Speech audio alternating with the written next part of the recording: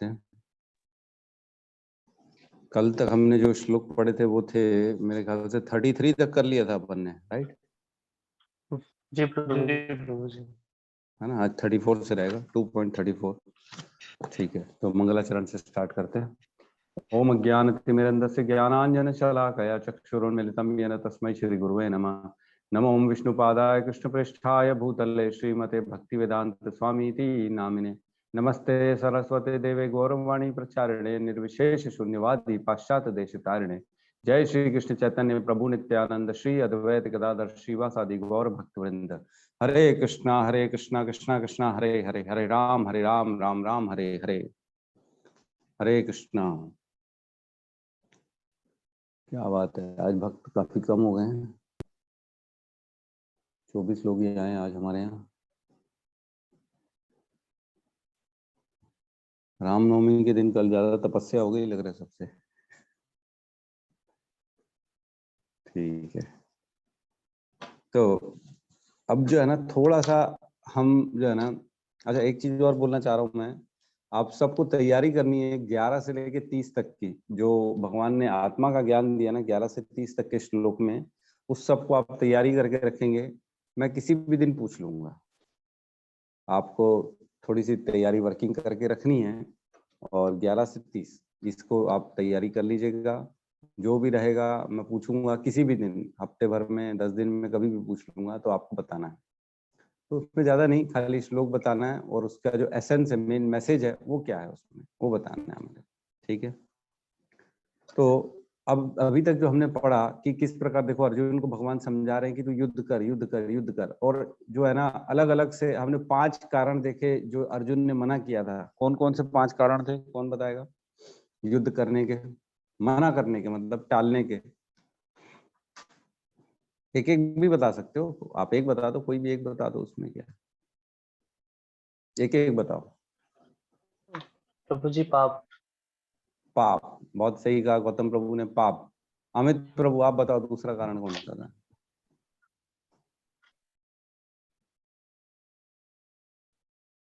मुझे याद नहीं आ रहा प्रभु जी। सामाजिक दृष्टिकोण। हाँ, सामाजिक दृष्टिकोण, बहुत सही कहा माता जी ने, 2 कारण मिल गए। और तीसरा रोहित प्रभु आप बताओ जी। दया। दया। दया, हाँ ठीक है, दया भी था। आई थिंक एक भोग है। भोग भी एकदम सही कहा माता जी ने। और लास्ट एक ही बच गए, 5। अनिर्णय लेना या समथिंग ऐसे ही कुछ एक और है ना। कंफ्यूजन, अनिर्णिता। अनिर्णिता मतलब जिसमें कंफ्यूजन, डाउट की स्थिति में था कि मैं कैसे मारूं ना मारूं, ये है जो भी एक्सरसाइज है। तो 5 कारणों से बहुत बहुत धन्यवाद माता जी का। सिंसियरली लगता है माता जी सब नोट्स बना रही हैं और एक्टिव है हमारी क्लास में, बहुत बहुत धन्यवाद आपका। तो 5 कारणों से जो है ना अर्जुन मना कर रहा था कि मैं नहीं लड़ूंगा। तो अब एक एक करके जो है ना भगवान उनके सारी चीजों का खंडन करते जा रहे हैं। जो हमने देखा, हर श्लोक का आंसर दे रहे हैं। पाप में जो है ना, तू पाप मत समझ, तो उसको पहले लगता था नरक में जाना पड़ेगा, तो अब वो भी बता रहे हैं कि नरक में नहीं जाना पड़ेगा। स्वधर्म जो करेगा उसको स्वर्ग के द्वार खुल जाते हैं, जो भी है क्षत्रिय युद्ध करता है। तो इसमें एक चीज समझना है, जो एक क्रम वाइज जो होता है ना विकास, क्रम वाइज क्या होता है, सबसे नीचे जो होता है ना वो होता है कर्मकांडी। जो कर्मकांडी होते हैं ना, जैसे अपनी क्या बोलते हैं हम, जो अपनी इंद्रिय तृप्ति के लिए कर्म करते हैं, हम अपनी प्राप्ति के लिए, कुछ अर्न करने के लिए, कुछ पाने के लिए जो कर्म करते हैं ना, उसको सकाम कर्म बोला जाता है। और कर्म कांडी थोड़ा सा वो स्पिरिचुअल जैसे हो जाए, जैसे स्वर्ग प्राप्ति के लिए, पुण्य प्राप्ति के लिए, अच्छी ब्यूटी के लिए, और अच्छे अपने वर्क के लिए, या इस टाइप के जो भी काम होते हैं ना, जैसे उपास रख लिए, मेरे को अच्छा पति मिल जाए, मेरे को तो धन धान्य मिल जाए, मेरे को बंगला मिल जाए, मेरा यश फैले चारों ओर, इसलिए कोई यज्ञ करा लिया, कोई जो है ना बड़ा अनुष्ठान करा लिया कि मेरा नाम होना चाहिए, दान दे दिए किसी ने, तो ये कर्म कांड का पार्ट है, ये सारा का सारा। इसको कर्म कांड बोला जाता है। इसमें सिर्फ और सिर्फ रिजल्ट को देखते हुए कर्म किया जाता है। रिजल्ट क्या चाहिए उसके लिए बताए गए विधि और विधान के अनुसार कर्म किया जाता है। तो कर्म कांड जो है ना, ये वेदों का पार्ट है। वेदों में इसकी व्याख्या की गई है कि अगर सपोज करो आपको ये चाहिए तो आप ये कर लो, अच्छी शिक्षा चाहिए तो आप इस तरह की सरस्वती माता की पूजा करो, अच्छी जो है ना पैसा चाहिए तो लक्ष्मी माता की आप पूजा करो, और अच्छा वर चाहिए तो भोलेनाथ का जो है ना 16 सोमवार का उपवास करो। ऐसे बहुत सारे अनुष्ठान दिए गए कर्म कांड में, वेदों में दिए गए, वो जो कि वेदों का पार्ट है, और उसको करने से वो प्राप्ति होती है। तो इसको सकाम कर्म बोला जाता है। सकाम मतलब रिजल्ट ओरिएंटेड जो काम करते हैं उसको सकाम कर्म बोला जाता है। अब इससे ऊपर आता है एक निष्काम कर्म, जो है ना, हम अभी लैडर की बात करें, एक सीढ़ी जो है ना, किस प्रकार ऊंचे ऊंचे स्तर पर जाना है हमारे को। योग मतलब क्या होता है? भगवान से जुड़ना। योग मतलब 2+2 को हिंदी में बोलेंगे 2 योग 2 4। तो योग मतलब जुड़ना। तो हम जितने भी योग पढ़ रहे हैं, चाहे सांख्य योग पढ़ रहे हैं, चाहे कर्म योग पढ़ रहे हैं, चाहे ज्ञान योग पढ़ रहे हैं, चाहे ध्यान योग पढ़ रहे हैं, मतलब इस कर्म के हिसाब से भगवान से कैसे जुड़ा जाए। ध्यान योग मतलब ध्यान करते करते कैसे भगवान से जुड़ा जाए। कर्म योग मतलब कर्म करते करते कैसे भगवान से जुड़ा जाए। और सांख्य योग मतलब किस प्रकार आत्मा का ज्ञान प्राप्त करके हम भगवान से जुड़े। भक्ति योग मतलब भक्ति करते करते कैसे भगवान से जुड़े। तो अल्टीमेट जो है ना, अल्टीमेट टारगेट तो सिर्फ भगवान से जुड़ना है। तो ये लैडर है। सबसे नीचे जो होता है ना, सकाम कर्म होता है। इसमें भगवान से कोई जुड़ने का काम नहीं होता। इसमें सिर्फ और सिर्फ कर्म के बंधन लगते हैं, क्योंकि हम सिर्फ हमारी इच्छाओं की प्राप्ति के लिए कर्म कर रहे हैं। इससे ऊपर आता है निष्काम कर्म, जिसमें जो होता है ना, रिजल्ट ओरिएंटेड नहीं होता। उसमें रिजल्ट कुछ भी आ जाए, हम कर्म करते हैं अपने स्वधर्म के अनुसार। जैसे हमने पढ़ा ऑलरेडी, यहाँ पे बताया गया ना, जो है श्लोक क्रमांक 31 में, यहाँ पे कहते हैं, क्षत्रिय होने के नाते अपने विशिष्ट धर्म का विचार करते हुए तुम्हें जानना चाहिए कि धर्म के लिए युद्ध करने से बढ़कर तुम्हारे लिए अन्य कोई कार्य नहीं है, अतः तुम्हें संकोच करने की कोई आवश्यकता नहीं है। तो स्वधर्म इसमें हमने पढ़ा 2 प्रकार के होते हैं, जो है एक मुक्त और एक बद्ध होता है। बद्ध मतलब जो है सकाम कर्म, मुक्त मतलब निष्काम कर्म। ठीक है। जो आध्यात्मिक उन्नति में है, जो अपनी इंद्रिय तृप्ति के लिए नहीं काम करता है, वो मुक्त कहलाता है, और वो निष्काम कर्म कहलाता है। तो निष्काम कर्म जो होता है ना, इसमें रिजल्ट कहीं पे भी नहीं रहता। रिजल्ट कुछ भी आ जाए, इंसान सिर्फ जो उसकी कर्तव्य है, उसकी कर्तव्य समझ के, अपनी ड्यूटी समझ के काम करता है। उसमें प्रॉफिट हो, लॉस हो, यश हो, मान हो, सुख हो, दुख हो, उससे दूर रहता, परे रहता है। निष्काम कर्म में जो है ना, सिर्फ कर्म के फल को त्याग देते हैं। बहुत इंपॉर्टेंट है, थोड़ा गहराई से समझना पड़ेगा इसको। निष्काम कर्म में फल के कर्मों को त्याग किया जाता है, और इसके ऊपर होता है कृष्ण कर्म, जिसमें सारे कर्म को भी कृष्ण को त्याग दिया जाता है। कर्म ही कृष्ण के लिए किया जाता है। समझ रहे हैं ना इसका इंपॉर्टेंस, जो है डिफरेंस निष्काम कर्म और कृष्ण कर्म, इन दोनों में फर्क है। तो निष्काम कर्म में सिर्फ उसके रिजल्ट को दिया जाता है। जैसे हम काम कर रहे हैं, दिन भर मेहनत कर रहे हैं, लेकिन जो आया, अर्निंग आई, उसमें से हमने पैसा भगवान को दिए नहीं, भगवान पहले आप। तो इसको कहेंगे निष्काम कर्म। कम कर्म हमने सारे किए, लेकिन जिस दिन हम ये सोच के अपने कर्म करेंगे कि ये भी मैं भगवान के लिए ही कर रहा हूँ, प्रभु मेरा कुछ नहीं। देखो भाव का डिफरेंस है दोनों में, करना वही है, करना सेम है, लेकिन सिर्फ भाव का डिफरेंस है कि हमको जो है ना, कर्म को कृष्ण को अर्पित करना। समझ पा रहे हैं ना मेरे ख्याल से? इजी है, कोई प्रॉब्लम तो नहीं है।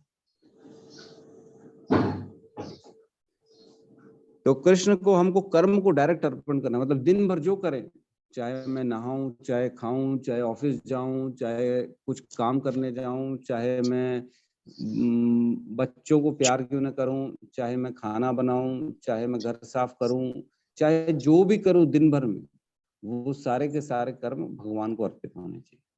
उसमें कहीं ना कहीं ये भाव होना चाहिए कि ये आपके लिए प्रभु, आप है इस घर के, आप इस घर के मालिक हैं, तो आप के लिए हमको काम करना है। आपके घर को बढ़िया साफ सुथरा रख रहे हैं, आप इस मेरे शरीर के मालिक हैं, इसलिए मैं इस शरीर को साफ रख रहा हूँ। आपके सामने मेरे को आना विग्रह पूजा करने के लिए, इसलिए मैं नहा रहा हूँ, इसलिए धो रहा हूँ। तो सोना भी हो जो होता है ना, दिन में सोना जो रात में, वो भी कृष्ण कर्म हो सकता है, अगर आप ये सोच के सो कि अगले दिन मैं सुबह सुबह भगवान की मंगला आरती करूंगा नहा धो के, इसलिए मैं सो रहा हूँ, एनर्जी आएगी मेरे पास, तो उस एनर्जी से दोबारा जो है मैं रिचार्ज होके भगवान की पूजा पाठ करूंगा। भगवान की 16 माला करनी है, प्रभु जी आज तो थक गए, अब फटाफट सो जाते हैं, सोएंगे तो अगले दिन फिर रिचार्ज होके उठेंगे सुबह सुबह और फिर भगवान की पूजा करेंगे, माला करेंगे, तो सोना भी कृष्ण कर्म हो जाएगा हमारा। तो कृष्ण कर्म के ऊपर आता है जो है ना, फिर आता है आपका ज्ञान योग आता है, फिर आता है ध्यान योग, और फिर आता है बुद्धि योग, फिर होता है भक्ति योग।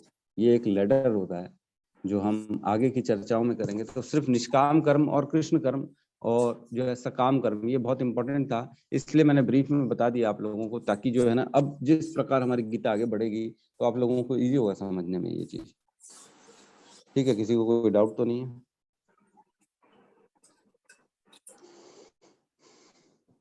चलो ठीक है, प्रवेश करते हैं हम श्लोक क्रमांक 34 में। ठीक है। अकीर्तिम च अपि भूतानि कथयिष्यन्ति ते अव्ययम् संभावितस्य च अकीर्तिः मरणतः अतिरिच्यते। लोग सदैव तुम्हारे अपयश का वर्णन करेंगे और सम्मानित व्यक्ति के लिए अपयश तो मृत्यु से बढ़कर है। तो पिछले श्लोक में भगवान ने बताया था उसको कि अगर तुम युद्ध करने में स्वधर्म का संपन्न करते हो तो तुम्हें निश्चित रूप से अपने कर्तव्य की उपेक्षा करने का। 33 पढ़ लिए थे ना अपन ने? पढ़ लिए थे, हो गया था। 33 हो गया था। 33 में कहते हैं कि कर्तव्य, 3 चीज बोली थी भगवान ने। एक तो कर्तव्य जो है तुमको उपेक्षा लगेगी, मतलब तुम काम ढंग से नहीं करते हो। जैसे हम बोलते हैं स्टाफ को, तुम करते क्या हो यार, दिन भर पढ़े लिखे हो, इतना तुम्हारा ये जानते हो वो जानते हो, लेकिन तुम काम तो कुछ करते नहीं हो, इस लायक तो हो नहीं। तो जो उपेक्षा है ये होती है, उसको उपेक्षा लगे कि तुम इतना बड़ा गांडीव ले लिए हो, बड़ा कहलाते हो, मैं पृथ्वी में सबसे बड़ा धनुर्धारी हूँ, ये हूँ, तुम तो साला कुछ लायक नहीं हो, बेकार हो तुम, थू है तुम्हारे मुंह पे, लोग ऐसा बोलेंगे। और पाप लगेगा, ठीक है, पाप लगेगा। और तीसरी चीज अपना यश खो दोगे। 3 चीज बताई भगवान ने पिछले श्लोक में, अगर तुम नहीं लड़ते हो तो ये तीनों चीज तुम्हारे साथ नेगेटिविटी बता रहे हैं। अब इस श्लोक में बता रहे हैं लोग सदैव तुम्हारा अपयश का वर्णन करेंगे और सम्मानित व्यक्ति के लिए अपयश तो मृत्यु से बढ़कर है। तो तुम्हारी जो है ना रेपुटेशन खो दोगे तुम, अपयश हो जाएगा, तुम्हारी बुराइयां करेंगे लोग मिलके, चुगलियां करेंगे जो ज्यादातर लोग हम लोग करते हैं सबके बारे में, चुगली करेंगे कि तुम अपना सम्मान खो दोगे। ठीक है, तो ये श्लोकों में बहुत ज्यादा डिस्कशन करने का मैटर नहीं है, इसलिए अपन आगे बढ़ते जा रहे हैं। 35 में फिर भगवान कहते हैं भयात रणात उपरतम मत्स्यन्ते त्वाम महारथ येषां च त्वं बहुमतो भूत्वा यस्यसि लाघवम। जिन जिन महान योद्धाओं ने तुम्हारे नाम तथा यश को सम्मान दिया है वे सोचेंगे तुम न डर के मारे युद्ध भूमि छोड़ दी, और इस तरह वे तुम्हें तुच्छ मानेंगे। मतलब जहां जहां तुमने अपनी एकदम दिखा के आए हो, मैं ये हूँ मैं वो हूँ, अपनी बढ़ाई करके आए हो, अपना अपना जो है ना अपना टैलेंट दिखा के आए हो तुमने, वो सब तुम्हारे बारे में क्या बोलेंगे, अरे बेकार आदमी है यार, इसको तो कुछ आता नहीं, युद्ध लड़ने के लिए युद्ध में खड़ा था और भाग गया। तो बहुत इंपॉर्टेंट है, जब युद्ध से वापस नहीं जा सकते एक्चुअल में, ये बहुत बड़ा ना पॉलिसी होती थी, जैसे हमारी पॉलिसी होती है ना आज की डेट में इंश्योरेंस की पॉलिसी, ये कंडीशंस है तो ही आपको इंश्योरेंस का पैसा मिलेगा, आप ये चीजें फुलफिल करोगे तो आपको पैसा मिलेगा। तो ये भी पॉलिसी होती थी क्षत्रियों की, अगर वो युद्ध मुंह में छोड़ के आ गया तो वो कायर कहलाएगा, उसको पाप लगेगा, नीचे के लोकों में जाएगा। लेकिन अगर युद्ध भूमि में मारा गया, शहीद हो गया, तो वो डायरेक्ट स्वर्ग लोक हो जाएगा। तो ये पॉलिसी है, इस पॉलिसी को अगर फॉलो करोगे तो स्वर्ग मिलेगा, नहीं तो नहीं मिलेगा, नहीं तो नीचे के लोग मिलेंगे। तो यहाँ कह रहे हैं रेपुटेशन खराब हो जाएगी तुम्हारे बाजार में, गुडविल जो तुमने बनाई है इतने सालों में, जहां जहां जाके तुम जीते हो, अपना अपना बताए हो मैं ये हूँ फलाना ठिकाना, तो वो सारी चीजें तुम्हारी खत्म हो जाएगी, लोग तुम्हारी बुराई करेंगे, तुम्हारा सम्मान खो देंगे लोग। ठीक है, इसके बाद कहते हैं नेक्स्ट श्लोक में 36 में अवाच्य वदांच बहुनान बहून व्यदिष्यन्ति तव अहिता निंदन्त त्वं सामर्थ्यम तत् दुखम तरम नु किम। तुम्हारे शस्त्र अनेक प्रकार के कटु शब्दों से तुम्हारा वर्णन करेंगे और तुम्हारी सामर्थ्य का उपहास करेंगे। तुम्हारे शत्रु अनेक प्रकार के कटु शब्दों से तुम्हारा वर्णन करेंगे और तुम्हारी सामर्थ्य का उपहास करेंगे। तो तुम्हारे लिए इससे दुखदाई और क्या हो सकता है? मतलब मजाक उड़ाएंगे, तुम्हारा खिल्ली उड़ाएंगे, टीज करेंगे। जैसे देखते हैं ना, फर्स्ट ईयर में कॉलेज में जाता है बच्चा तो उसकी रैगिंग होना चालू हो जाती है।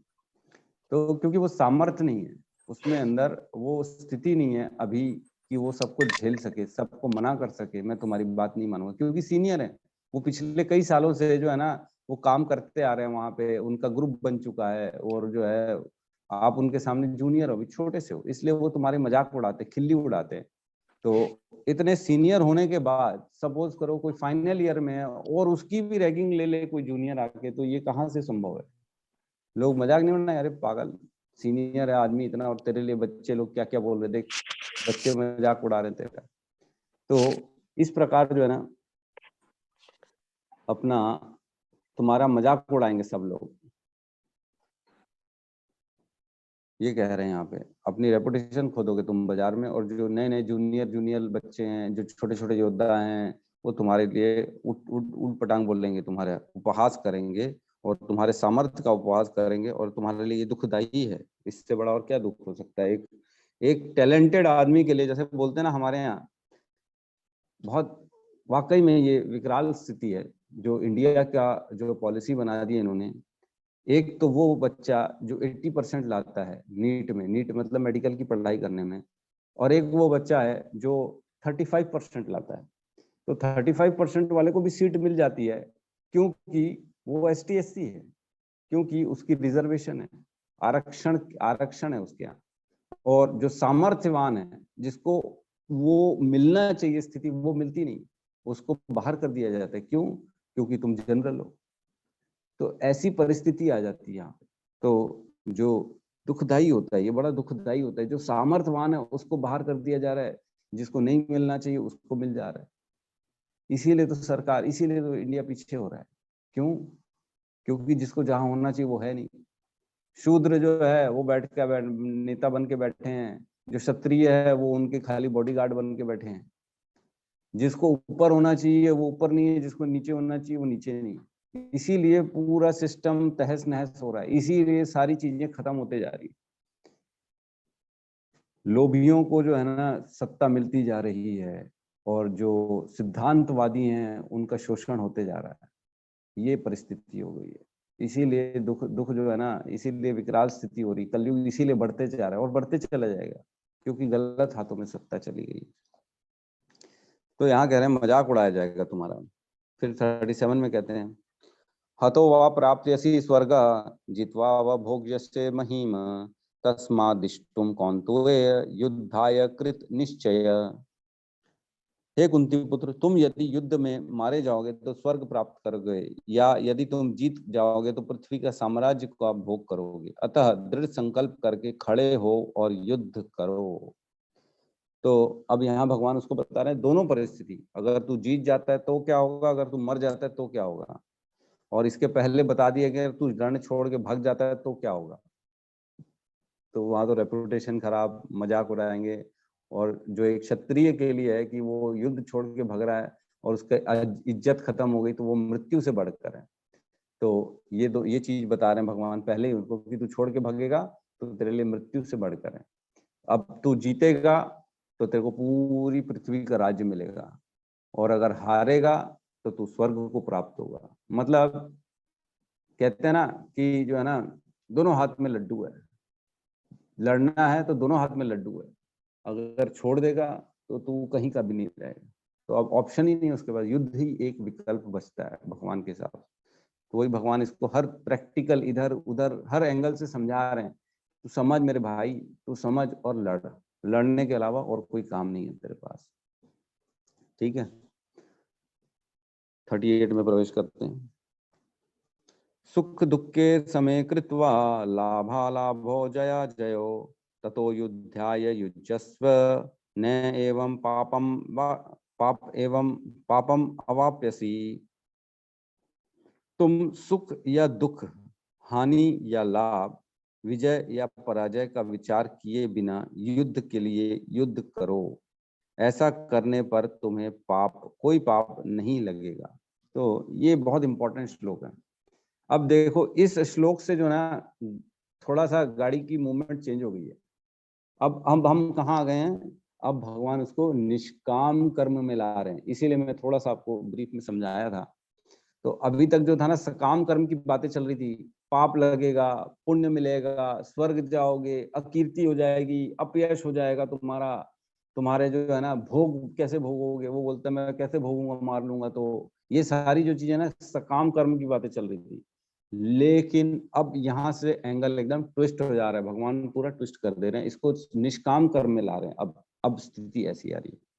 तो यहाँ कह रहे हैं, बहुत इंपॉर्टेंट ये श्लोक है, इसमें थोड़ा सा हम डिस्कशन करेंगे और इसको डिस्कशन करके फिर एंड करेंगे।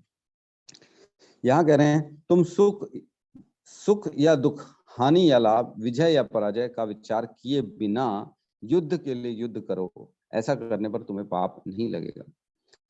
तो एक श्लोक आता है,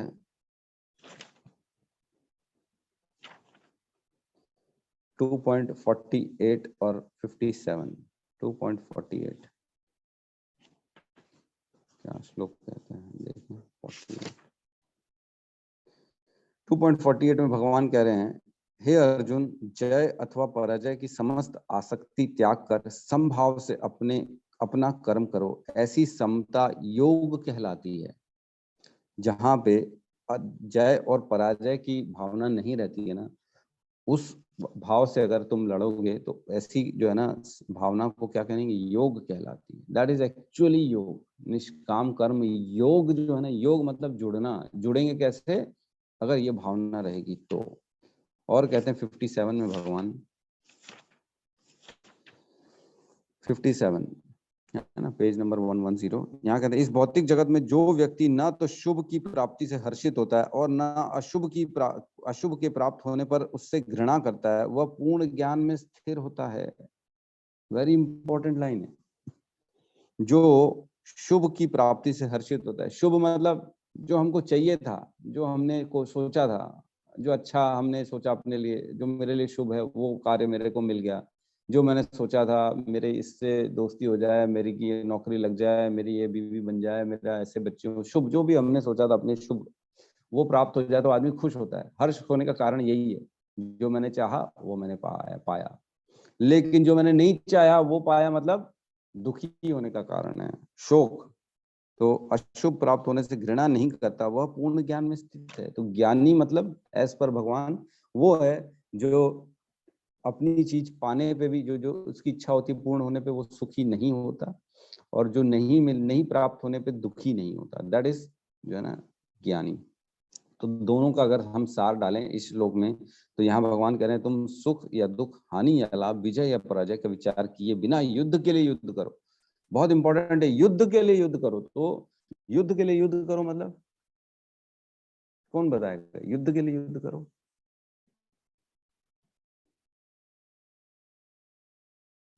एनीबॉडी? कोई भी? धर्म युद्ध के लिए प्रभु जी, युद्ध करना। धर्म युद्ध के लिए युद्ध करो, अपने लिए युद्ध मत करो। तुम जो ये सोच रहे हो कि मैं ये पाऊंगा, मैं ये खोऊंगा, मैं ये भोगूंगा, ये चले जाएंगे, पाप लगेगा, अपने लिए सोच रहे हो तुम। खाली सेल्फिशनेस आ गई तुम्हारे अंदर। तुम क्या सोच रहे हो, मेरी गति नीचे की हो जाएगी, मेरे को नरक में चले जाएंगे, मेरे को पुण्य मिलेगा, मेरे को पाप मिलेगा, मैं राज्य मिलेगा तो ऐसे राज्य में मेरे गुरु के खून से सना होगा, मैं उसको कैसे भोगूंगा? देखने वाले नहीं रहेंगे मेरे भाई लोग, तो मैं किसके लिए भोगूंगा? राजा बन के भी क्या कर लूंगा? ये सब मेंटेलिटी क्या होती है? सेल्फिशनेस मेंटेलिटी है।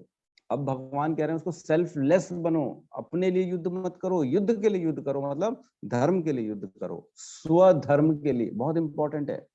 तो जो है ना हमको एक्चुअल में सिर्फ कर्तव्य बुद्धि से स्वधर्म करना चाहिए, सिर्फ कर्तव्य बुद्धि से।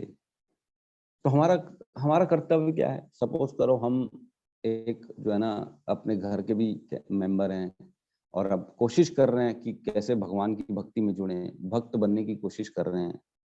तो क्या कर्तव्य होने चाहिए हमारे? स्वधर्म क्या होना चाहिए?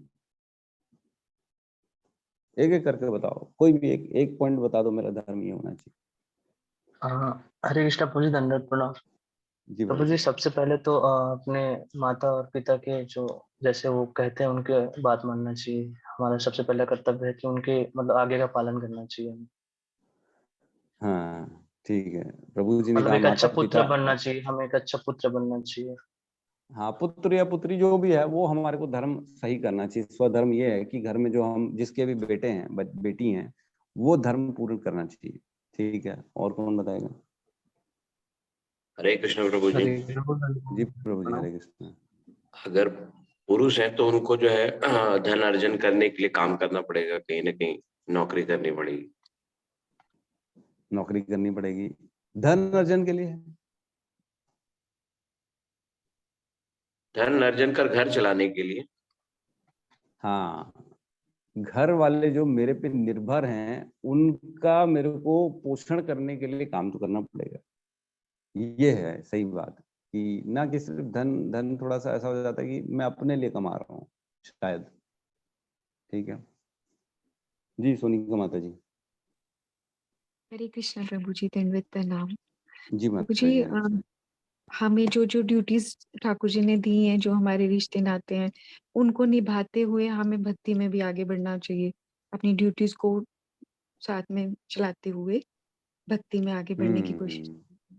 ये माता जी ने भी ठीक पॉइंट कहा कि जो भी हमको रिलेशंस भगवान ने दिए हैं, मेरा पुत्र मेरी पुत्री नहीं है, भगवान ने दिए हैं मेरे को पुत्र के रूप में। तो क्या किसी के बस में है क्या मैं अपना बच्चा पैदा कर सकता है कोई? कितने लोग हैं बेचारे को बच्चे नहीं हो रहे। अगर मेरा है मेरा है मेरा है लोग सोचते तो उसको क्यों नहीं हो रहा? तो ये भी जो है भगवान की देन है, हमारी नहीं है। ठीक है, माता जी सही कह रही हैं कि हमारे जितने भी भगवान ने रिलेशंस दिए हैं उनको कर्तव्य करते करते भक्ति भी करनी है हमारे। ठीक है, अपूर्व प्रभु। हरे कृष्ण प्रभु, दंडवत प्रणाम। जी प्रभु, प्रभु जी, गुरु हरे के कृष्ण। बताए हुए मार्गदर्शन अनुसार कार्य करना चाहिए और उसको अपने लाइफ में इम्प्लीमेंट करना चाहिए। लाइक अरे बहुत इम्पोर्टेंट पॉइंट बोला प्रभु जी ने कि गुरु के मार्गदर्शन के हिसाब से काम करना चाहिए, बहुत इम्पोर्टेंट है। और दूसरा प्रभु जी ये है कि हम धर्म की स्थापना के लिए कहीं ना कहीं प्रीचिंग या सत्काम करना चाहिए प्रभु जी। कहीं ना कहीं ये भगवान का नाम, हाँ नाम कहीं ना कहीं इस टाइप का कुछ कार्य सही करना। कह रहे हैं, एकदम सही कह रहे हैं। धर्म के हिसाब से कर्म करना चाहिए, ऐसा नहीं है। मैं अपन ने पढ़ा ना, स एक मिनट, एक श्लोक आता है।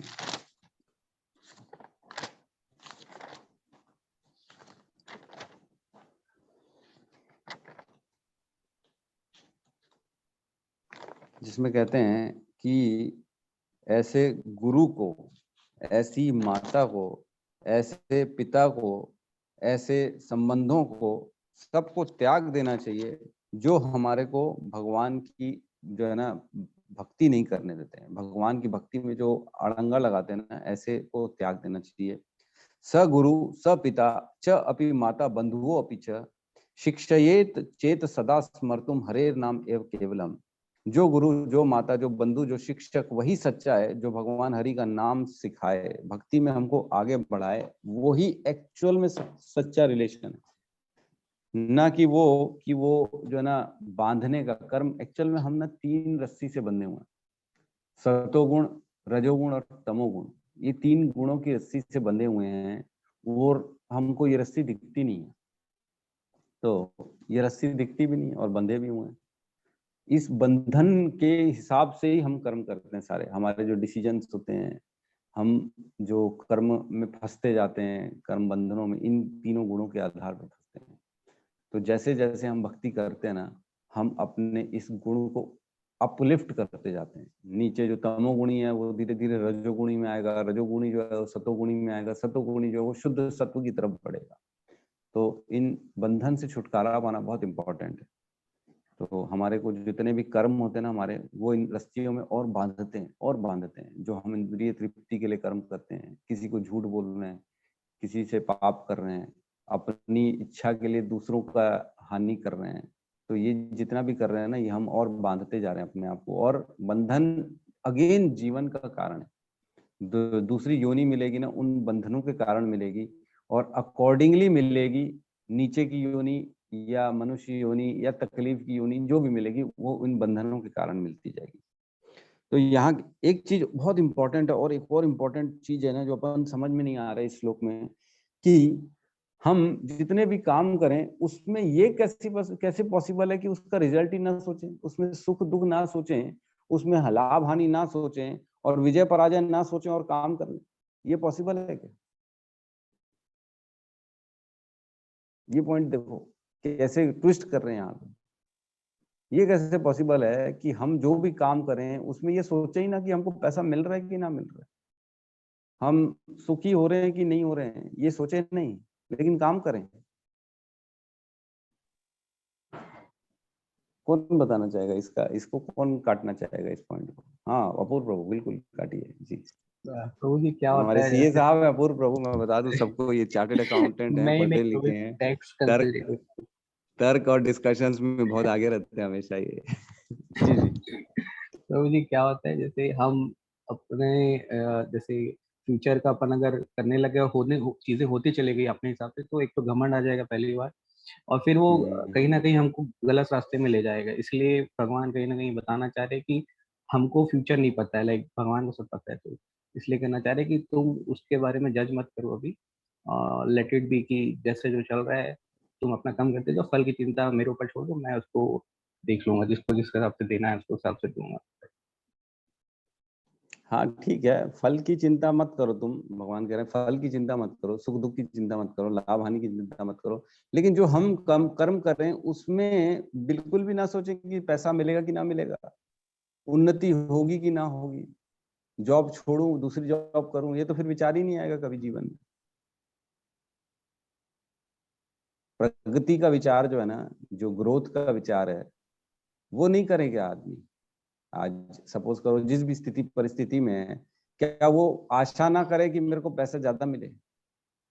क्या वो ये आशा ना करे कि मैं और थोड़ा सुखी हो जाऊं, मेरा घर ठीक हो जाए, मेरा थोड़ा गाड़ी भी अच्छी ले लूं, मोबाइल भी अच्छी ले लूं? इसका प्रभु क्या जी मतलब है कि आशा करते जाएगा, वो आशा का कभी अंत नहीं है प्रभु जी, एक के बाद एक के बाद एक के बाद कहीं ना कहीं उसको फिर भटका देगा जिंदगी में, तो इसीलिए नहीं था उसको। हम्म।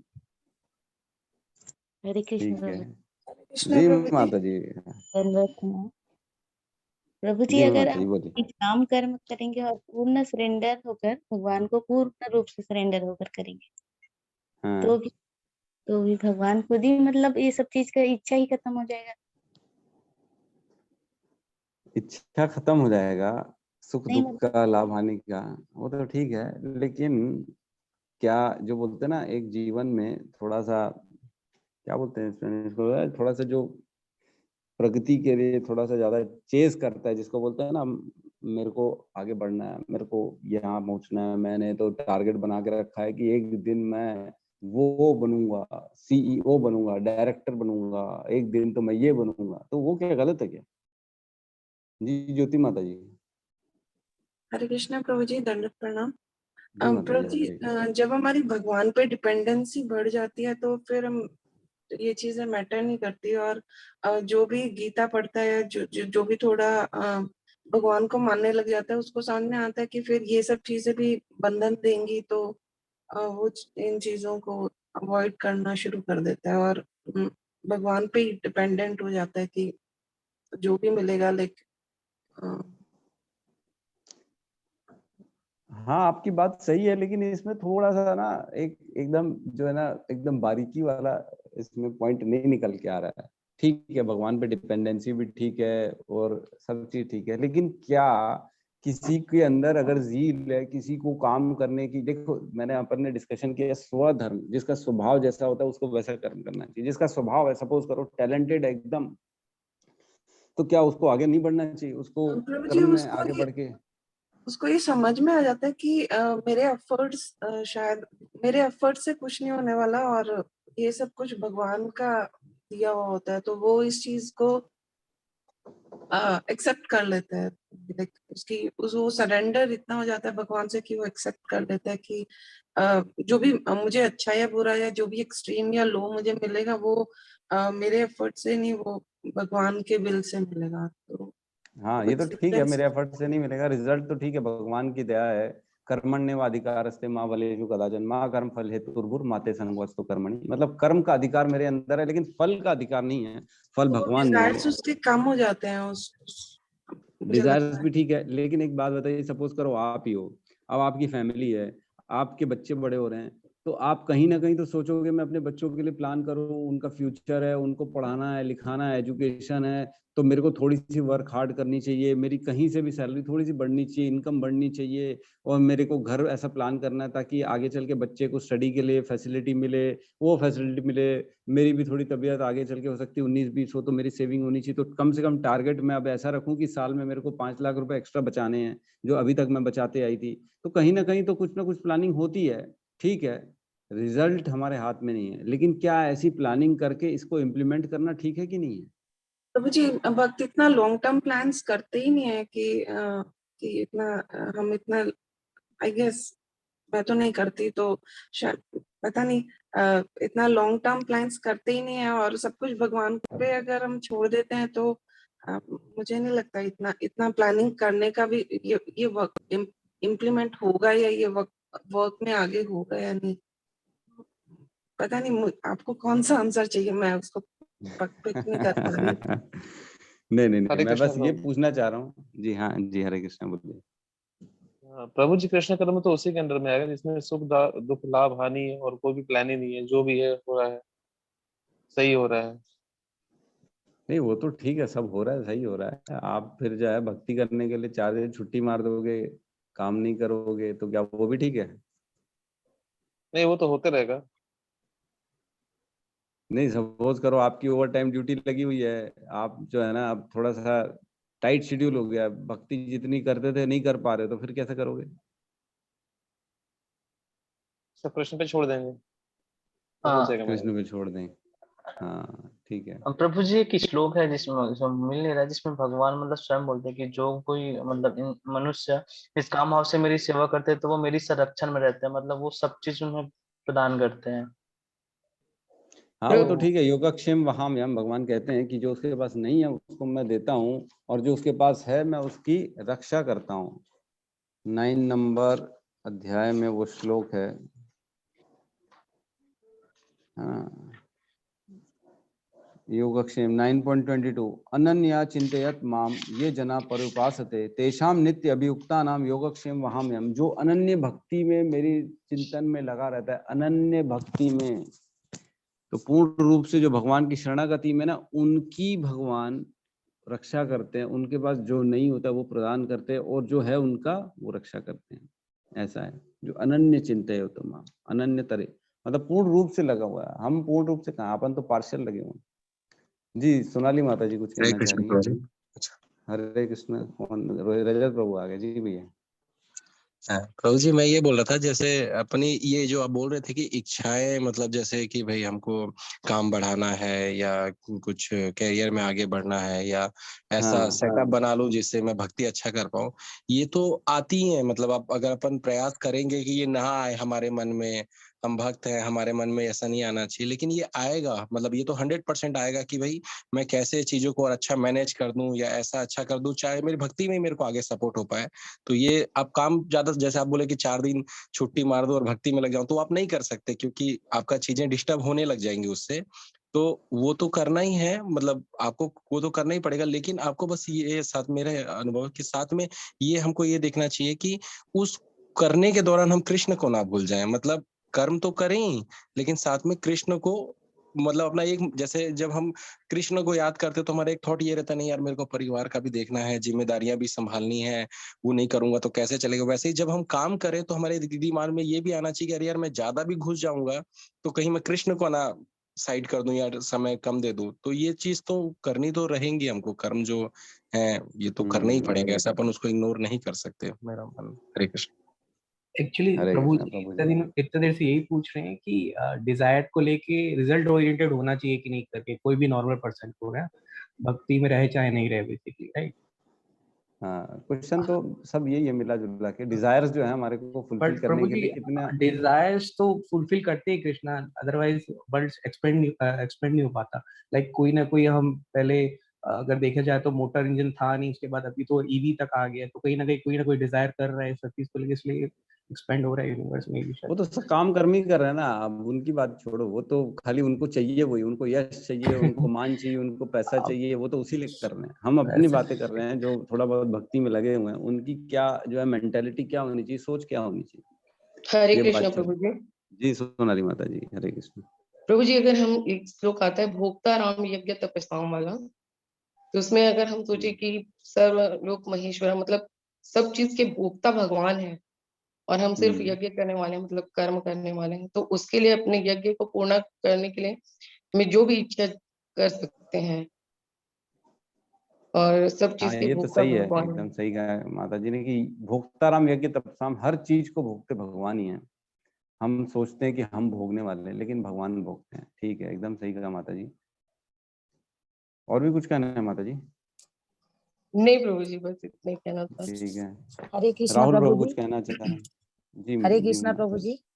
मेरे जी को तो माता जी। ये समझ में आ रहा है कि हम तो अपने मन में बहुत सारी इच्छाएं रखते हैं कि हम ये कर लें या हमारे बच्चों को ये बनाना चाहते हैं या इतना धन उपार्जन करना चाहते हैं, लेकिन मेरे ख्याल से मेरे समझ में ये आ रहा है कि भगवान सबके लिए पूर्व प्रारब्ध के हिसाब से सबके लिए हर चीज निश्चय करके रख दिए, उसी हिसाब से हमको इस जन्म में सब चीज मिलता है। जिस प्रकार भगवान अर्जुन को बोल रहे हैं कि वो निमित्त युद्ध करना है, मैंने तो सबको मार ही दिया है, यदि तुम युद्ध नहीं भी करोगे तो पर भी उनको मरना ही है।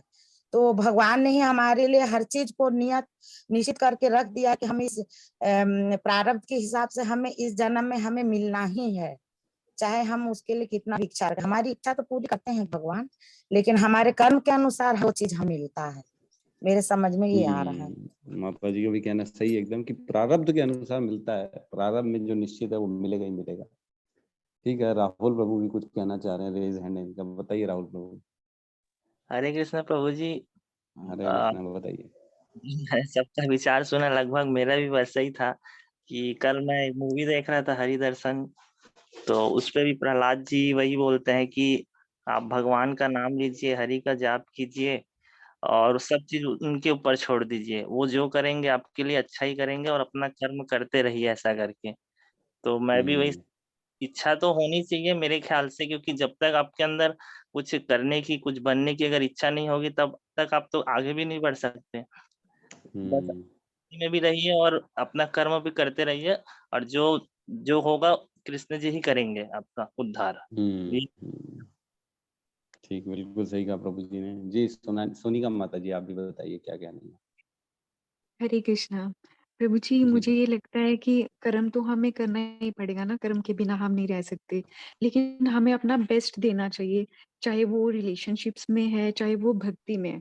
जब हम अपना बेस्ट देते हैं तो हमें उसके रिजल्ट की चिंता करने की जरूरत नहीं है, बेस्ट करेंगे तो बेस्ट ही मिलेगा। इसलिए मेरे को ये लगता है कि हमें बस अपने कर्म को बेस्ट करना चाहिए, बाकी ठाकुर जी पे छोड़ देना चाहिए। तो सबके विचार आ गए हैं लाइन बाय लाइन, और सबके सही है कहीं ना कहीं। तो कुल मिला के ऐसा है कि डिजायर जो है ना, डिजायर करनी है, ऐसा नहीं कि नहीं करनी, प्लानिंग करनी है। मेरे को आज इस साल ये टारगेट मैंने अचीव करना है, मेरे को वो अचीव करना है, मेरे को ये प्लानिंग करनी है, तो प्लानिंग करनी हमको, स्वधर्म है हमारा। ऐसा नहीं कि नहीं, आपका घर चलाना है तो आपको घर चलाने के लिए प्लानिंग करनी पड़ेगी, स्वधर्म है। आपको कमा रहे हैं, आप पुरुष हैं तो घर की जिम्मेदारी आपके ऊपर है, आपको प्लानिंग करनी पड़ेगी।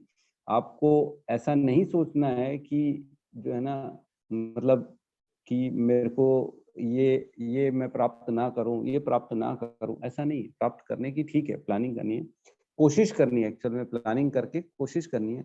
लेकिन नहीं मिला तो टेंशन नहीं लेनी है, नहीं मिला तो उसमें दुख नहीं होना है, नहीं प्राप्त हुआ तो उसमें शोक नहीं मनाना है। तो बहुत इंपॉर्टेंट है ये चीज समझना। भगवान कहते हैं युक्त आहार युक्त विहार से युक्त चेष्टा से कर्मसु युक्त स्वप्न अबोध से योगो भवति दुःखः। मतलब युक्त होनी चाहिए हर चीज, युक्त आहार विहार से, युक्त खाना और विहार मतलब घूमना, युक्त कर्मस्य चेष्टसु मतलब कर्मों में भी चेष्टा जो है लगानी हमारे को, लेकिन युक्त लगानी है, बैलेंस्ड। बैलेंस मतलब एक होती क्वांटिटी बैलेंस और एक होती क्वालिटी बैलेंस, तो दोनों बैलेंस होनी चाहिए। और युक्त स्वप्न अबोधस्य, मतलब सोना जागना भी युक्त होना चाहिए। तो हर चीज युक्त होनी चाहिए। और ऐसा बोलते हैं भगवान यहाँ पे 3.8 में कहते हैं कि अपना नियत कर्म करो, क्योंकि कर्म न करने की अपेक्षा कर्म करना श्रेष्ठ है। तो जो हमारा नियत कर्म है ना, वो करना जरूरी है। और इसमें और कहते हैं भगवान की कर्म तो करना ही पड़ेगा, अपने जीवन उपार्जन के लिए, अपने रहन सहन के लिए कर्म तो करना ही पड़ेगा। ऐसा कभी नहीं हुआ कि आदमी बगैर कर्म रह सके, तो कर्म तो करना पड़ेगा। और डिजायर करना कोई बुरी बात नहीं, डिजायर करनी ठीक है। डिजायर इन द सेंस कि ऐसा नहीं कि मैं इच्छा उसी के लिए हूँ, नहीं नहीं, ऐसा नहीं। स्वधर्म के अनुसार हम, देखो क्या होता है, कहते हैं जैसे हमारे पास लॉकर में जो है ना कुछ रखा है, आपने कमाई रखी है, पैसे रखे हैं, सोना चांदी रखा है, तो लॉकर तभी खुलता है, एक चाबी आपके पास रहती है और एक चाबी होती है मैनेजर के पास। आप जाओगे, अपनी चाबी लगाओगे, मैनेजर को रिक्वेस्ट करोगे, मैनेजर अपनी चाबी लगाएगा, तब जाके लॉकर खुलता है। तो ऐसे ही हमारे जो है ना प्रारब्ध हैं, जो हमारे प्रारब्ध में जो भी पुण्य पाप जो भी लिखे हुए हैं ना, वो हमको तब मिलेंगे जब हम प्रयास करेंगे। जब प्रयास करेंगे तब भगवान देखेंगे, हाँ ये प्रयास कर रहा है, अब भगवान अपनी चाबी लगा के फिर हमको वो दे देंगे। लेकिन अगर हम बैठ जाएं और हम बोलें कि नहीं मैं प्रयास भी नहीं करूं, मेरे प्रारंभ में जो होगा वो ऑटोमेटिक मिल जाएगा, तो ये गलत है। ऐसा नहीं होता, आपको कर्म तो करने पड़ेंगे, आपको प्रयास करनी पड़ेगी। प्लानिंग करिए, कोई प्रॉब्लम नहीं है, ग्रोथ की प्लानिंग करिए, अपनी जॉब की प्लानिंग करिए, घर की प्लानिंग करिए, कोई बुराई नहीं, लेकिन युक्त होनी चाहिए उसमें चेष्टा। जैसे बोलते हैं ना, कई बार हॉस्पिटल में एडमिट हो जाते हैं किसी के अपने, और बड़े जो है ना आईसीयू में, और बड़ा एकदम जीवन मृत्यु के बीच में वो झूल रहे हैं, बेचारे परेशान हैं, तो उनके परिजन जो है ना पूरा झोंक देते अपनी ताकत, यहाँ ले जाएंगे, एरोप्लेन करा के बॉम्बे ले जाएंगे, वहां पे भी काम नहीं होगा तो अमेरिका ले जाएंगे, बड़े बड़े हॉस्पिटलों में ले जाएंगे, और ये कर रहे हैं वो कर रहे हैं। तो क्या ये सब करने से बच जाएगी इसकी जान? बच जाएगी? ऐसा नहीं है। युक्त तो होना चाहिए, आप बैलेंस करो, ठीक है, कोशिश की, प्रयास किया, जिसका जीवन लिखा जितना है उतना ही रहेगा, आप कितनी भी प्रयास है क्यों ना कर लो। कम प्रयास में भी अगर बचना होगा तो बच जाएगा, नहीं बचना होगा तो ज्यादा प्रयास में भी नहीं बचेगा। सेम वैसे ही है कि जो है ना ज्यादा प्रयास में जो चाहिए वो नहीं मिलेगा, कम प्रयास में भी मिल जाएगा, मिलने वाली चीज मिल जाएगी। लेकिन प्रयास is important, planning is important. प्रयास होगा, प्लानिंग होगी, तब प्रयास होगा। तो प्लानिंग भी करनी है और प्रयास भी करना है। तो हमारे आचार्य लोग कहते हैं कि वो जो लेवल है, किस लेवल तक हमको पहुंचना है, कहाँ तक हमको प्रयासों का क्या दायरा है हमारे कर्मों में। तो कहते हैं प्रयासों का जो दायरा है ना, मतलब जो घर्षण होता है ना, बोलते हैं एक फ्रिक्शन जो होता है ना जीवन में, हाँ, तो जो प्रयासों का दायरा है हमारे जीवन में, किस लेवल तक पहुंचना है प्रयास करने में, कितनी हमारे को ताकत झोंकनी है, कितनी मेहनत करनी है प्रयासों में, तो वो ये है कि हमारे जीवन में ज्यादा घर्षण ना हो। जहां ऐसा लग रहा है कि मेरी चेष्टाएं जो है ना मेरी बाकी चीजों को डिस्टर्ब कर रही हैं, जहां मेरी चेष्टा मेरी सपोज करो भक्ति को डिस्टर्ब कर रही, जहां मेरी चेष्टा मेरे बाकी रिलेशंस, बाकी जो धर्म है, मेरे पिता पुत्र और जो परिजन का धर्म है, वहां डिस्टर्ब कर रहे हैं, तो बस वहां पे रुक जाओ आप। वो चेष्टा का लेवल होना चाहिए, वो हमारी प्रयासों का लेवल होना चाहिए, वहां तक प्रयास करनी, बस उससे ज्यादा नहीं करना। तो भक्ति कॉम्प्रोमाइज नहीं करनी है, न बाकी चीजें कॉम्प्रोमाइज करनी है। तो हर चीज को प्रॉपर लेके चलना है। भक्ति मतलब ऐसा नहीं है कि हमको छोड़ देना है, सब भगवान के भरोसे छोड़ देना है, ऐसा नहीं है। भक्ति मतलब जो है ना अपने ऊपर बिलीव, भगवान के ऊपर बिलीव, कृपा भगवान की, कोशिश मेरी, ऐसा सोचना चाहिए। ठीक है, यहाँ पे और किसी का कोई डाउट है, कुछ कहना चाह रहा है तो?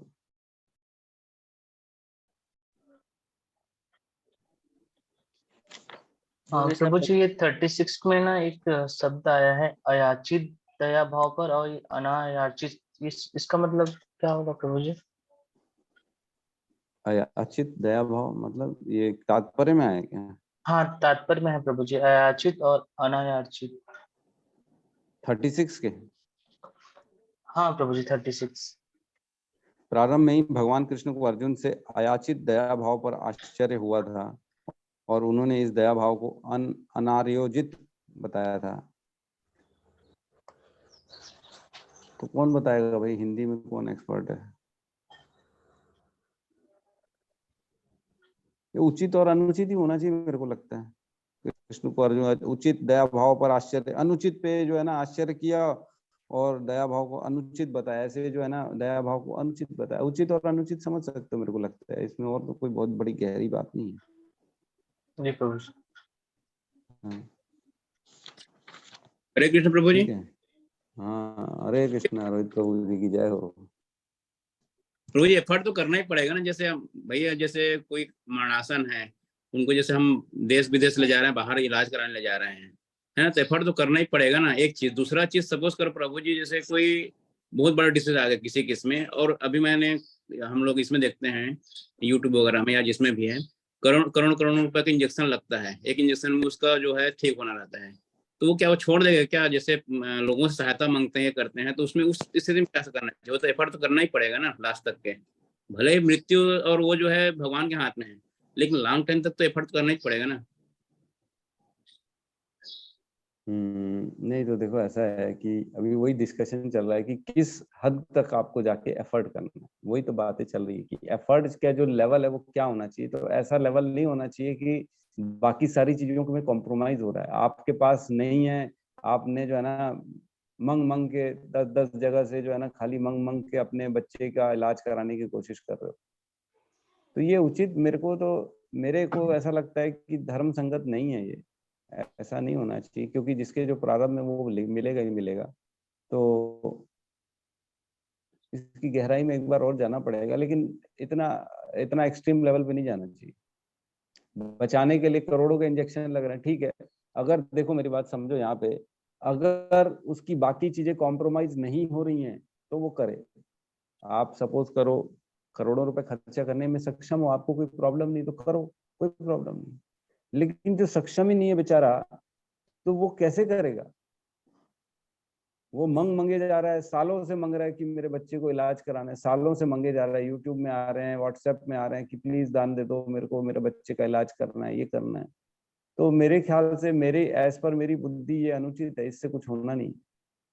लेकिन अगर आप सक्षम हो, कोई प्रॉब्लम नहीं आपको, आप कर सकते हो तो करो, फिर तो करना चाहिए। प्रयास का लेवल जो है ना, एक आदमी का प्रयास का लेवल और दूसरे आदमी के प्रयास के लेवल में फर्क है। एक आदमी का प्रयास जो होता है ना, दूसरे आदमी के प्रयास का कंपैरिजन उसकी स्थिति से किया जाएगा। ऐसा नहीं है कि इसका और उसका प्रयास देखा जाएगा, ऐसा नहीं। आपकी स्थिति के हिसाब से आपका प्रयास देखा जाएगा, उसकी स्थिति के हिसाब से उसका प्रयास देखा जाएगा।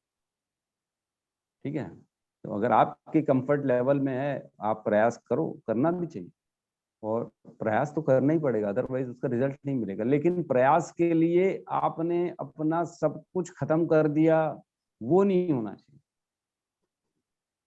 ठीक है। तो ये देखना चाहिए कि जीवन मृत्यु हमारे हाथ में नहीं है। सबसे पहले तो आदमी जब ये सोचता ना कि जीवन मृत्यु के लिए मैं कर लूंगा, मैं बचा लूंगा, मैं यहाँ चले जाऊंगा, मैं वहां इलाज करा लूंगा, बच जाएगा आदमी, तो वो गलत है सोचना।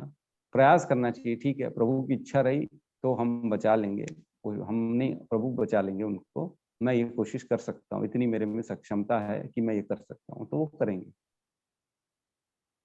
कुल मिलाकर प्रभु जी छोड़ देना चाहिए, अपने तरफ जितना होता करो, बाकी भगवान पर छोड़ दो। यही ना प्रभु जी? नहीं, छोड़ना नहीं चाहिए। नहीं कर ही नहीं सकते। नहीं, आपकी जितने प्रयास हैं आपको करना चाहिए, पूर्ण शुद्ध तरीके से करना चाहिए, और एफर्ट्स जितने आप कर सकते हो ना उतने करने चाहिए, शुद्ध भाव से करने चाहिए। तो छोड़ देना नहीं चाहिए। भगवान भरोसे, जिंदा तो ठीक है, मर गया तो ठीक है। सर नहीं, हरे कृष्ण। एक चीज बोलना चाहूंगा जी। आजकल अक्सर लोग क्या होता है कि देखिएगा, किसी घर में कोई बीमारी है तो पूरे अपने घर, जगह, जमीन पूरा बेच कर दरिद्र हो जाते हैं और बोलते हैं कि मैंने तो पूरा प्रयास किया। उन्होंने हो सकता है कि जिंदगी भर अपने माँ बाप का हो सकता है कि अच्छे से सेवा ही नहीं की होगी, एक बार देखा तक नहीं होगा क्या चाहिए नहीं चाहिए, और लास्ट समय में, अंत समय में जब आता है तो लोगों को दिखाने के लिए, दुनिया को दिखाने के लिए बोलते हैं कि हमने पूरा जगह जमीन बेच कर हम तो दरिद्र हो गए, अपने माता पिताजी के लिए इतना कर दिया। या किसी के लिए भी इस तरीके की चीज चलती, ये चीज नहीं होनी चाहिए। आपने प्रयास किया, आपके पास जितना संभव था आपने किया, अब बाद में फिर आप रोते रहें, दुनिया को दिखाते रहें कि इनके कारण हम हो गए, ये सारी चीजें थोड़ी सी गलत हो जाती, ये चीज नहीं होना चाहिए बस। एकदम सही कहा प्रभु जी ने, एकदम सही कहा, पॉइंट की बात कही कि पूरा जीवन भर तो हमने जो है देखा नहीं, बाकी आखिरी में सब कुछ बेच के सब बोल दिया कि हमने प्रयास। तो हमको ये बहुत इंपॉर्टेंट है समझना कि मृत्यु तो सत्य है, सब मृत्यु से बड़ा जीवन में कोई सत्य नहीं है।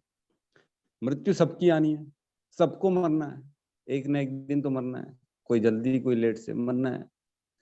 तो उसमें इतना ज्यादा अपने आप को इन्वॉल्व कर देना कि भैया इसका जीवन में किसी भी प्रयास से खींच लूं, किसी भी कोशिश करते हुए इसका मैं समय निकाल लूं, तो हम देखते हैं इसका ही फायदा जो है ना डॉक्टर उठाते हैं, वेंटिलेटर में बॉडी को डाल देते हैं, आर्टिफिशियल सांसें चलाते हैं उसकी, और जिसकी समय आ चुका है ना उसको अननेसेसरी खींचने की कोशिश करते हैं, बड़ा पेन होता है उसको बॉडी में और तकलीफें बढ़ती हैं। तो ऐसा जो है ना एक्चुअल में करने से हम ना उनको किसी भी प्रकार से सुख नहीं दे रहे हैं, उनको तकलीफ ज्यादा मिल रही है। जो जाने वाला है उसको समय से चले जाना चाहिए, खींचने से क्या होगा, कुछ फायदा नहीं, आपका धन जाएगा, आपके प्रयास जाएंगे, डॉक्टर की इनकम बढ़ेगी और कुछ नहीं होगा। तो समय रहते ठीक है, मृत्यु जिसकी आएगी वो चला जाएगा, जिसकी नहीं आएगी वो बच के आ जाएगा। आप प्रयास करिए, जितने लिमिटेड हैं, जितने साधन हैं उतने से करिए, एक्स्ट्रा ऑर्डिनरी करने से कुछ नहीं रखा है, कुछ नहीं होगा। वो सारे के सारे श्रम एव ही केवलम, एक श्लोक है 1.2.8 है मेरे ख्याल से श्रीमद् भागवतम, श्रम एव ही केवलम, खाली वो श्रम है।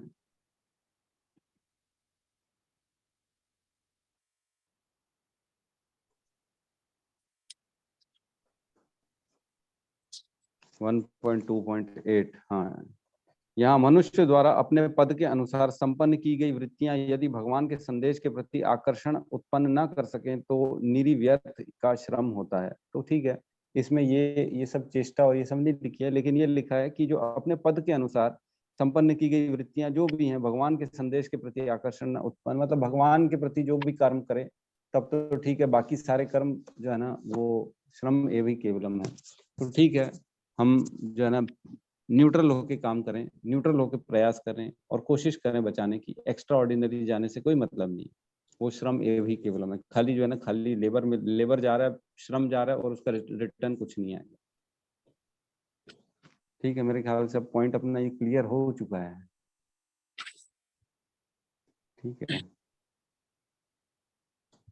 तो यहाँ पे हमने 38 कर लिया श्लोक क्रमांक। इसमें कुछ चीजें और थी जो हम डिस्कशन नहीं हो पाया, कोई बात नहीं, लेकिन देख लेंगे अब कल वाला। तो यहाँ क्लास को अपन एंड करते हैं। राहुल लोग कुछ बोलना चाह रहे हैं क्या? आपका हैंड रेज है। नहीं, वो पहले किया था वही रेज है प्रभु जी। अच्छा ठीक है, ठीक है। तो डिस्कशन काफी हो गया मेरे ख्याल से, अब क्लियर हो चुका है सबको कि किस हद तक चेष्टा करनी, किस हद तक हमको जाना है, किस हद तक परिश्रम करनी है, कैसे हमारे को व्यापार में अपने सर्विस में डिजायर करनी है। और डिजायर तो करनी है लेकिन उसके रिजल्ट नहीं आ सकती बननी है, सब चीज बैलेंस होना चाहिए। और कोई बुराई नहीं, अपनी ग्रोथ के बारे में सोचना, अपनी अच्छाई के बारे में सोचना, कोई बुराई नहीं है, लेकिन कर्मों को ही भगवान को समर्पित करते हुए करना चाहिए।